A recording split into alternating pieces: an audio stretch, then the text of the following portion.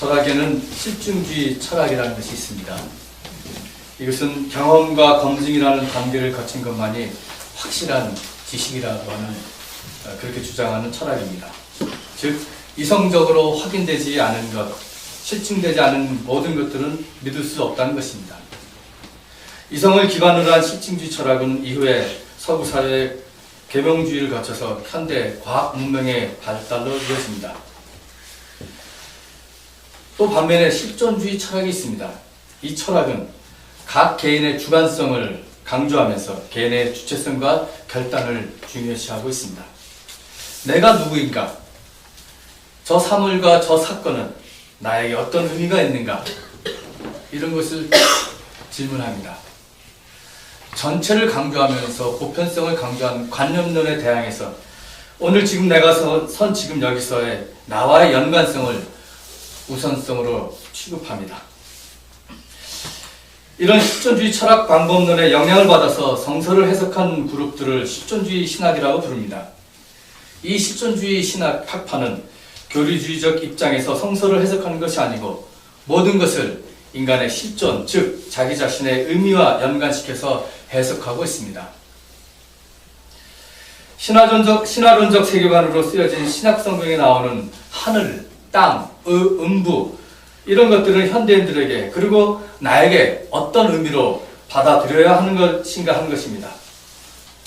예수께서 귀신을 내쫓고 병을 고치는 사건이 오늘 나에게 어떤 의미가 있는가 하는 것입니다. 창세기에 나오는 에덴 낙원과 인간의 타락 이야기도 실존적 지평에서 해석합니다. 에덴 동산의 이야기를 역사적 사실로 읽어야 하는 것이 아니라면 아담은 오늘 나와 어떤 상관이 있는가 하는 것입니다. 연대기적 차원에서 아담은 아무런 의미가 없지만 아담은 실존적 의미에서 인류의 조상이고 또 실존적 지평에서 아담과 나는 오늘 여기서 연결되어 있다는 것입니다. 실존주의는 질문합니다. 신라본 이야기의 핵심은 무엇인가? 악의 기원은 무엇인가? 죽음은 어디에서 오며 어떤 의미를 가지고 있는가? 왜 인간은 땀을 흘리며 노동을 해야만 하는가? 왜 여자만이 해산의 고통을 겪어야만 하는가? 이러한 인간의 실존의 문제는 아담 시대에만 한정된 것이 아니라 시공간을 초월해서 모든 사람이 겪는 인류의 공통의 문제이고 또 거기서 자신의 실존의 모습을 보는 것입니다. 동시에 나의 실존적 삶 속에서 아담의 실존을 회상해야 한다는 것입니다. 실존주의 신학은 묻습니다. 2000년 전 역사적 예수가 지금 나에게 무슨 의미가 있고 나와 어떤 관계가 있는가? 예수는 지금 나에게 누구인가? 예수 이전에 아브라함과 이삭과 야곱의 이야기 속에서도 질문할 수 있습니다. 하나님께서 미지의 땅으로 향하라고 하는 명령을 받자마자 아브라함은 어디로 갈지 모르지만 정처 없이 길을 떠났습니다. 이것은 오늘 하나님 앞에서 매일매일 나의 삶을 결단하고 떠나야만 하는 나의 실존을 볼 수 있는 것입니다. 이삭의 모습에서 자신의 성취감을 위해서 끊임없이 노력하는 우리의 모습을 볼 수 있습니다.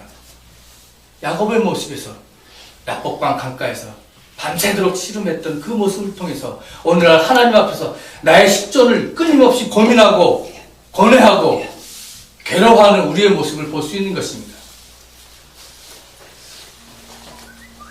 예수의 말씀으로 다시 돌아옵니다. 예수께서 초청한 하나님 나라의 혼인잔치의 비유도 마찬가지입니다. 하나님께서 초청했습니다. 그러나 나는 밭을 사야 돼요. 나는 소를 사야 돼요. 나는 결혼했어요. 그 하나님 나라의 혼인잔치의 초청을 거부했습니다. 오늘 하나님의 진리 앞에 선 인간들이 우리의 모습, 진리를 거부하고 멀리하고 그러한 모습을 이런 혼인잔치의 모습 속에서 우리의 실존을 볼 수 있다는 겁니다. 그러나 결국 그 나라는 누가 들어갔습니까? 가난한 사람이 들어갔고 장애인들이 들어갔습니다. 사회적 실존의 모습을 볼 수 있는 것입니다. 저는 이 아침에 이 우중충한 날씨에 이 철학 강의를 하려고 하는 것이 아닙니다. 요한복음에 나오는 도마의 모습 속에서 우리는 실증주의적 믿음과 실존론적 믿음을 볼 수 있기 때문입니다. 저는 그렇게 표현하고 싶습니다. 실증주의적 믿음과 실존주의적 믿음. 요한복음서 본문을 보면 도마가 나옵니다. 오늘의 본문입니다. 그는 12제자 중에 하나인데 공간복음서나 사도행전에는 그렇게 12제자의 이름 중에서 잠시 스쳐가는 사람이었는데 오늘 요한복음에서는 굉장히 중요한 인물로 다루고 있습니다. 도마는 헬라어로 쌍둥이라는 뜻의 헬라식 이름 디두모라고 불리기도 했습니다. 근데 이 도마가 결정적인 순간에 없었습니다. 부활하신 예수님께서 첫 제자들에게 나타나서 보이시고 평화 인사를 하시면서 성령을 주시면서 세상으로 파송할 때 그 결정적이고 중요한 순간에 도마가 없었습니다. 그리고 나중에 나타나서 뒷북을 친 겁니다. 제자들이 부활하신 예수님을 봤다고 할 때 무슨 말이야, 나는 못 믿겠어. 나는 그 자리에 없었어. 이렇게 말하지 않고 나는 못 믿겠어. 그리고 오히려 이렇게 당당히 이렇게 말합니다.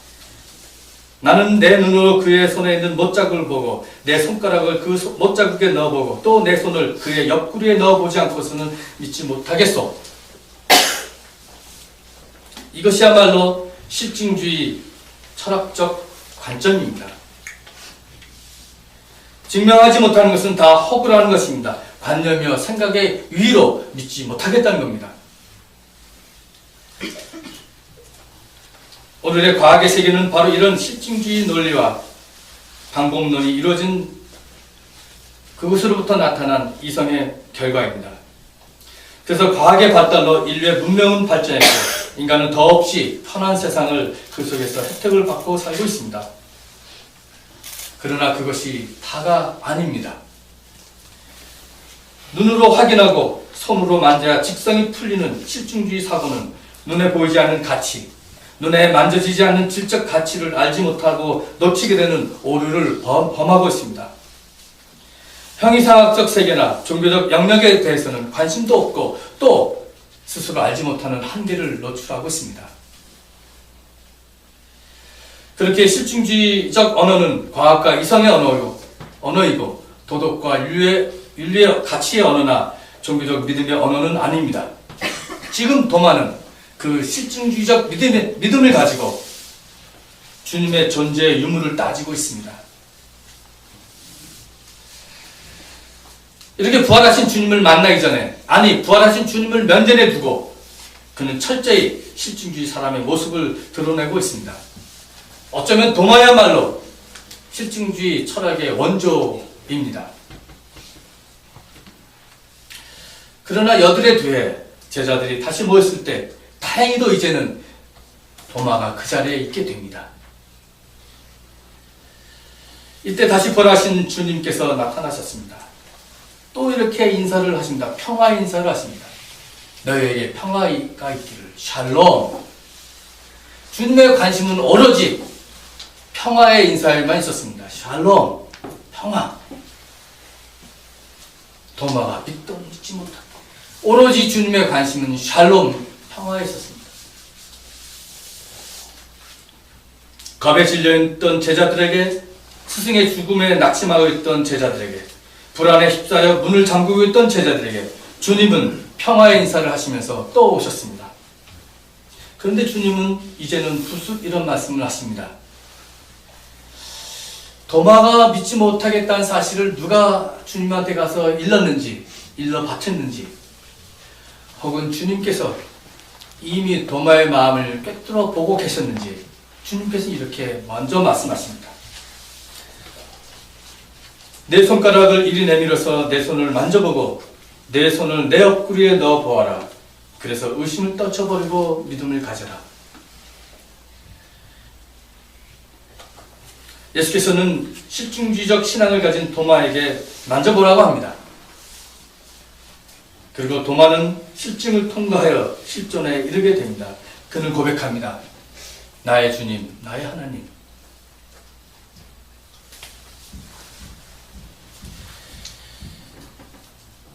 인간의 경험은 중요합니다. 검증도 중요합니다.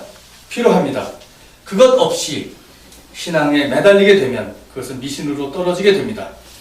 그런데 반면 인간의 경험과 검증에만 매달린다면 종교는 과학이지 믿음의 세계는 아닙니다. 종교의 세계는 관찰하고 비판하고 평가하고 해법을 구하는 것을 넘어서는 신비의 세계가 있는 것입니다. 지금까지 도마의 이야기는 도마를 단지 의심받는 제자로 해석해왔습니다. 그래서 그는 비난받고 비판받아 왔습니다. 도마는 불가지론자다, 회의론자다, 의심의 전문가다 이렇게 말합니다. 그러나 이제 도마는 부활하신 주님을 직접 만났습니다. 그래서 그의 믿음은 이제 실증의 단계에서 실존의 단계로 승화된 것입니다. 여러분, 성서 본문을 주의 깊게 저와 함께 다시 한번 보시겠습니다. 예수님께서 도마에게 27절입니다. 내 손가락을 이리 내밀어서 내 손을 만져보고 내 손을 내 옆구리에 넣어보아라. 그래서 의심을 떨쳐버려 믿음을 가져라. 근데 여러분 보십시오. 이 도마가 예수님 말씀대로 이렇게 하지 않았습니다. 말씀대로 손을 만져보고 옆구리를 보고 찔러보고 이렇게 하지 않았습니다. 바로 나의 주님, 나의 하나님이라고는 고백이 나왔습니다. 주님께서 말씀하셨고 도마는 고백했습니다. 실증에서 실존으로 넘어간 겁니다.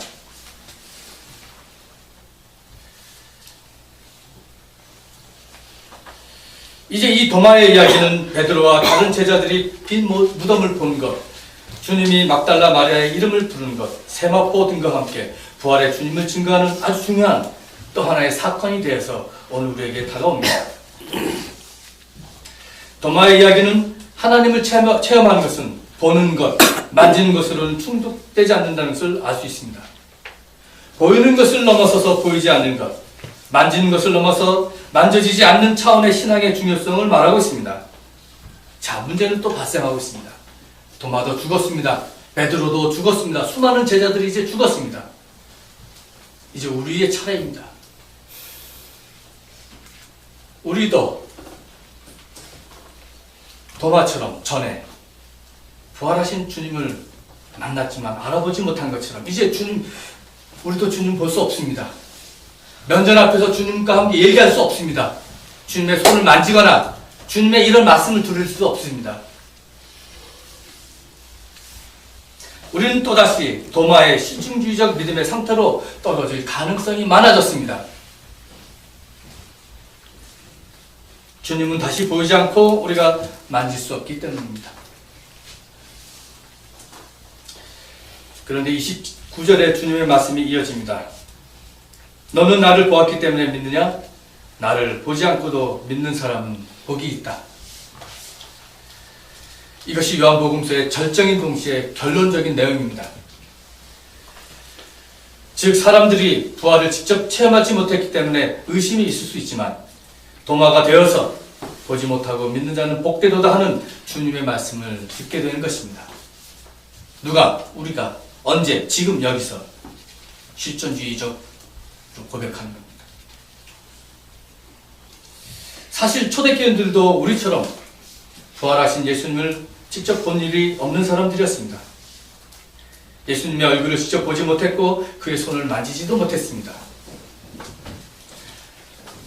그러나 그들은 주님을 고백하는 고백으로 그 모든 고난과 환난과 죽음을, 순교를 이겼던 것입니다. 우리도 도마처럼 실증에서 실존으로 믿고 동시에 나아가 부활의 생명을 증언해야 하는 사명을 이제 오늘 우리가 갖게 되었습니다. 더 이상 만지는 것은 중요하지 않습니다. 중요한 것은 주님이 말씀하셨고 도마가 믿었다는 것이 중요한 일입니다. 2000년 전 예수를 하나님의 아들로 우리가 고백하고 구세주로 믿고 있습니다. 이제는 그분을 우리는 영으로 만나 그리스도로 고백하는 것입니다. 이 시간 실존을 통해서 주님을 만나는 것입니다. 찬양을 통해서 주님을 만나고 기도를 통해서 그분과 교통하는 것입니다. 선포되는 말씀을 들으면서 그 들음을 통해 주님을 만납니다. 그리고 여기 성찬식의 떡과 포도주를 통해서 주님의 만나는 것입니다. 그리고 역사의 현장의 사건을 통해서 주님을 만나는 것입니다. 내가 깊게 이렇게 예수 그리스도를 실존적으로 만나는 체험과 깊은 고뇌가 없으면 민중의 사건, 역사의 부활, 그것도 관념이고 허구가 될 수 있습니다.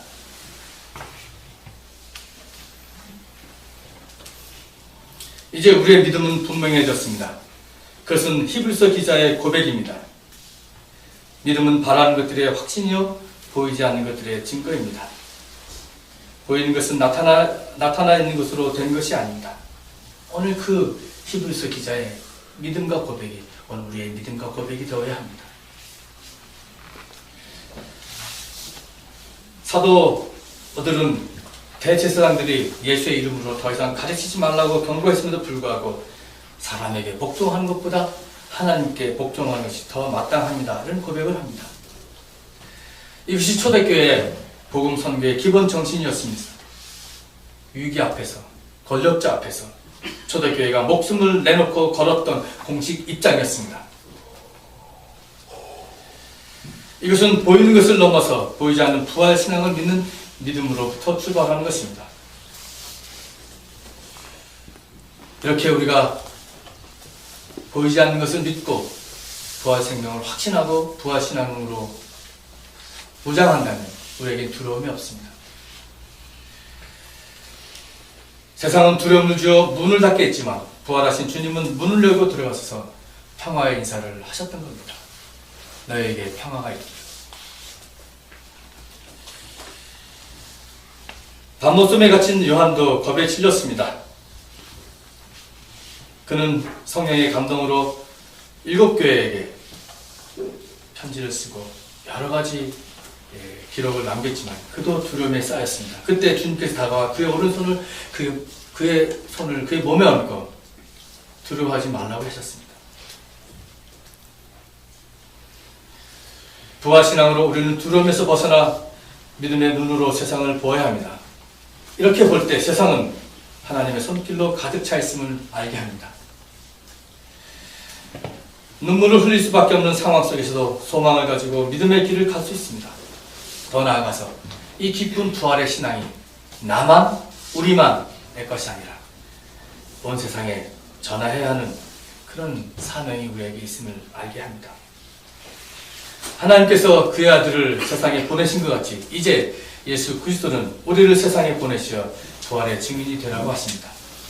우리가 만나는 사람마다 발길이 닿는 곳마다 담대하게 예수의 부활을 증언하고 선포하는 제자가 되라고 하십니다. 두려움에서 기쁨을, 불안에서 평안을, 고통이 있는 곳에 위안을, 분쟁과 폭력과 죽음이 있는 곳에 치유와 일치를 이루고 인간 해방을 실천하는 것은 무덤의 세력에서 다시 사신 예수 그리스도의 부활을 고백하고 증언하는 사람들이 할 수 있는 믿음과 은총과 축복입니다. 이제 실증의 단계를 넘어 나와 우리 공동체의 신앙이 실존의 단계로 나아가서 나사렛 청년 예수의 삶과 부활의 그리스도의 신앙을 함께 엮어서 믿고 고백합시다. 사도 도마의 고백을 들으면서 우리는 부활절 두 번째 주일을 맞이하고 또 보내고 있습니다. 계속적으로 부활의 증인의 삶의 신앙과 고백, 삶을 실천하시기 바랍니다. 오늘 주신 말씀을 가지고 잠시 묵상하시겠습니다.